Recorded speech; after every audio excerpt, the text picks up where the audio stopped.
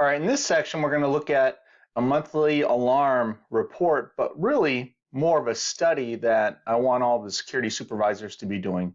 And again, it's a monthly report, but you really should be collecting the data, maybe even on a daily basis. You should be really dialed into what's going on in your specific facility. So let's look at the things I want to go back and revisit.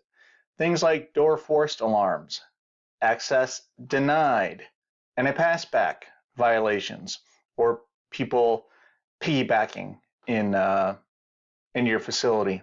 What about door held alarms or tamper alarms, or things that come across as a tamper?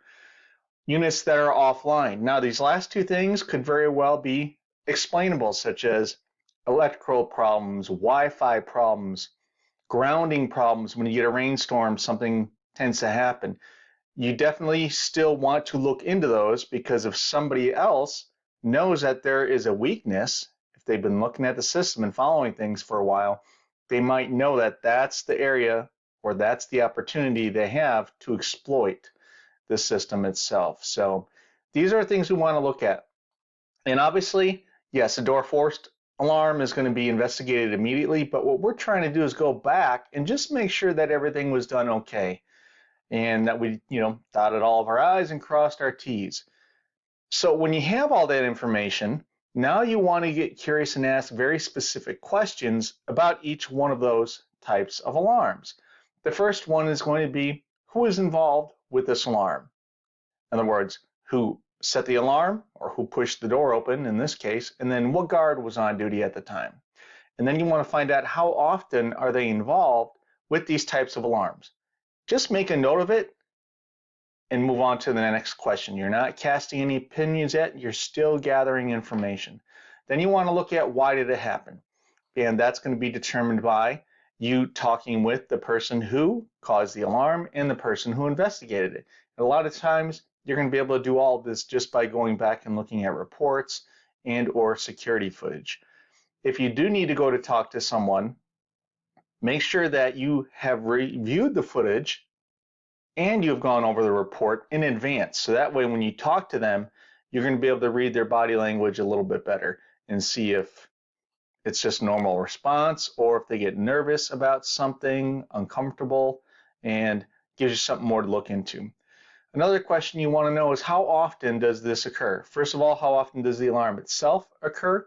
And secondly, how often do alarms of that nature occur with those same people involved?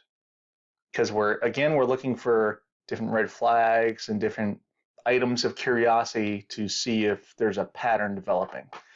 Next, what shift did it happen on? Because sometimes your problem won't be with the person who actually set off the alarm or who responded to it, but it might have something to do with a shift supervisor or a manager, let's say. So we want to know if there's problems that occur only when there's a certain shift working.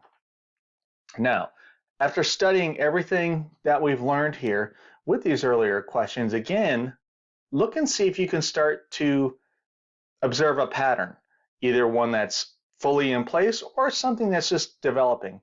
Is there any red flag that pops up and deserves another look back? And the way you're going to start developing an instinct for these types of patterns or red flags is just working within the industry, that being the security industry, and then specifically in the cannabis industry for a while. Maybe going to your association meetings.